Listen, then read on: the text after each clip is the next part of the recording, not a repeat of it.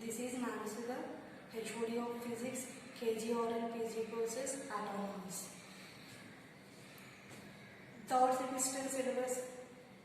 In the third semester, you have 4 papers. All the syllabus papers are sent to your mail already.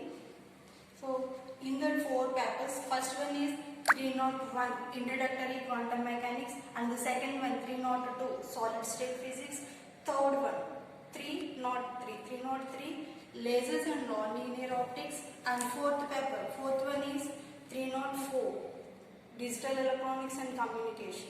In these 4 papers, I take the Solid State Physics, that is second paper, P302 Solid State Physics. It is also called as simply SSP.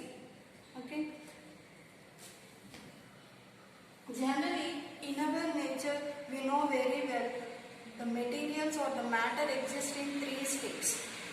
Matter exists in 3 states, like solid states, liquid states, and gaseous state. And in these solids, we know very well the solids are divided into 3 groups, like conductors, semiconductors, and insulators. But these 3 groups of solids are dividing based on their electrical properties of the materials. Based on electrical properties of the materials, the solids can be divided into 3 categories like conductors, semiconductors, and insulators. But the solid is nothing but a group of atoms or molecules. So, the arrangement of the atoms, the solids can also be divided into 2 categories like, first one,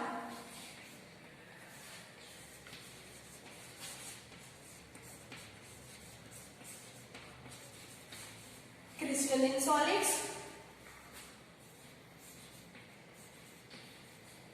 and next second one is non-crystalline solids.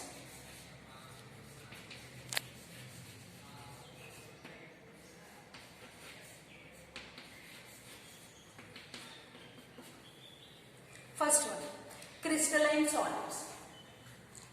If all the atoms are arranged in a regular manner in 3-dimensional space, in 3 dimensions, and the environment of each and every atom is the same, then the type of solids are known as crystalline solids. The type of solids are known as crystalline solids. That means simply in case of crystalline solids, all the atoms are arranged in a regular manner like this.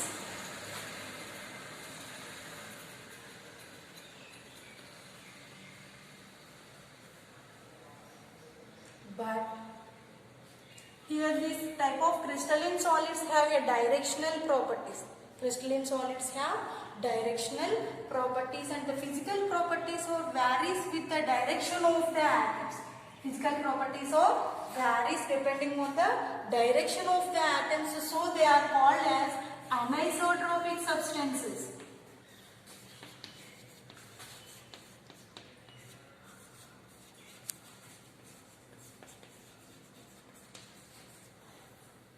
Anisotropic substances. And examples for this type of solids are NaCl, sodium chloride, ZnS, zinc sulfide, and diamine, etc. Okay. Next, second one, non-crystalline solids, opposite to the crystalline solids. Second one is opposite to the first one, that is crystalline solids. Second one, non-crystalline solids. If all the atoms are not arranged in a regular manner in all 3 dimensions, and environment of each and every atom is not same, then that type of solids are known as non-crystalline solids. Here, this type of solids are also known as amorphous.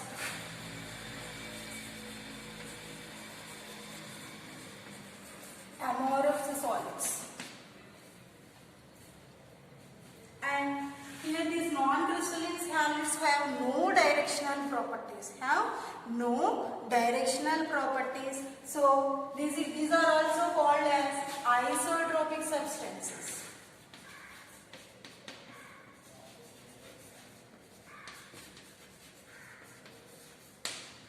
examples are plastic, glass, polymers, etc. And next, in the solid state physics, the first unit, first chapter is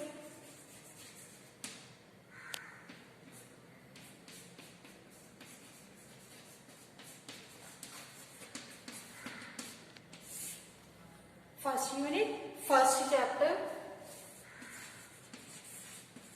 crystal structures. Crystal structure. Here we have to learn some basic definitions to study the crystal structures. To study about the crystal structures, here we have to learn some basic definitions, like first one is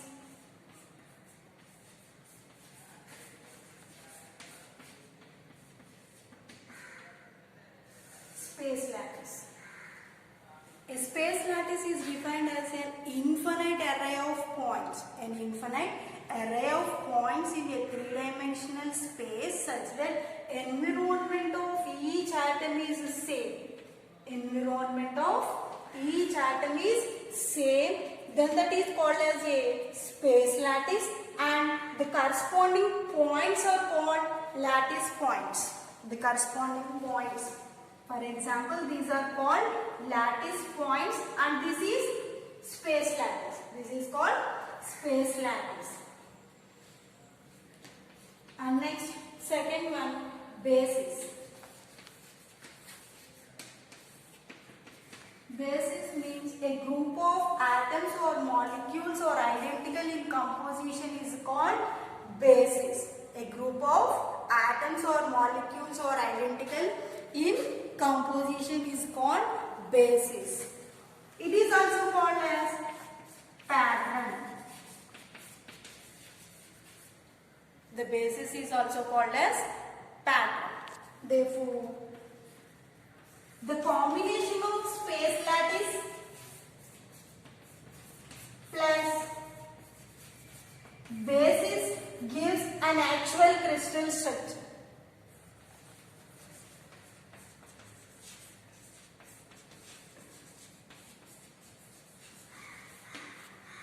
That is, the space lattice plus basis gives an actual crystal structure. So, to study the crystal structures, first of all, we can learn about the space lattice and basis. Therefore, space lattice plus basis gives an actual crystal structure. And the next definition is unit cell. Next one is unit cell. A unit cell is defined as a smallest fundamental elementary pattern which, when repeated many times, we get an actual crystal structure. For example, this is a unit cell. This is considered as a unit cell. It is the smallest fundamental elementary pattern of the actual crystal structure which, when repeated many times, we get an actual crystal structure. That is called as a unit cell. For example, in case of 2 dimensions, this is the general form of a unit cell in 2 dimensions. In case of 3 dimensions, the general form of a unit cell consists in this form.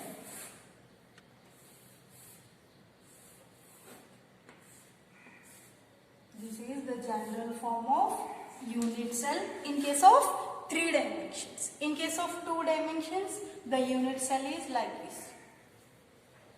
Okay. And next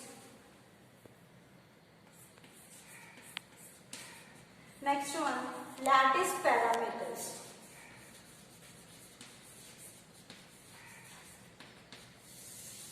Next one is lattice parameters in case of 3 dimensions. We know the general form of the unit cell in 3 dimensions.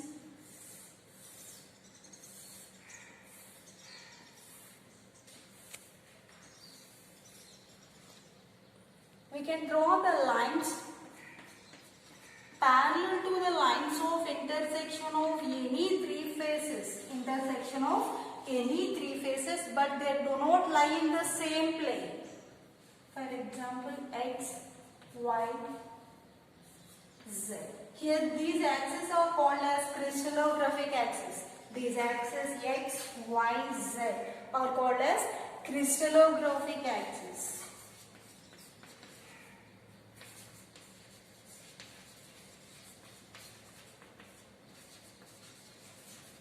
Crystallographic axes. And the fundamental translational vectors are the intercepts points along x-axis A, along y-axis B, and along z-axis, that is considered as a C. Here the intercepts points A, B, C are called primitives.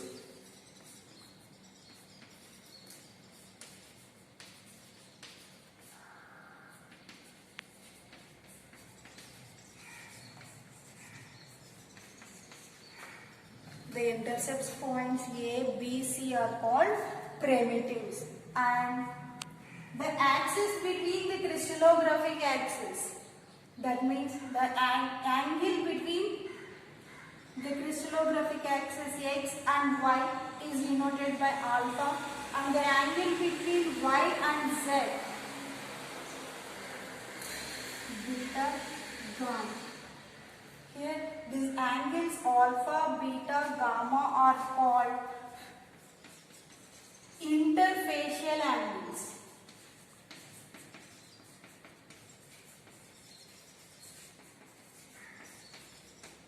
Alpha, beta, gamma are called interfacial angles.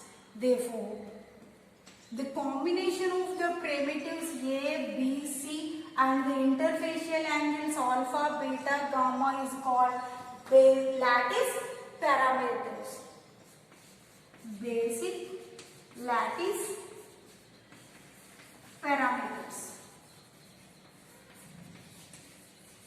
Basic lattice parameters.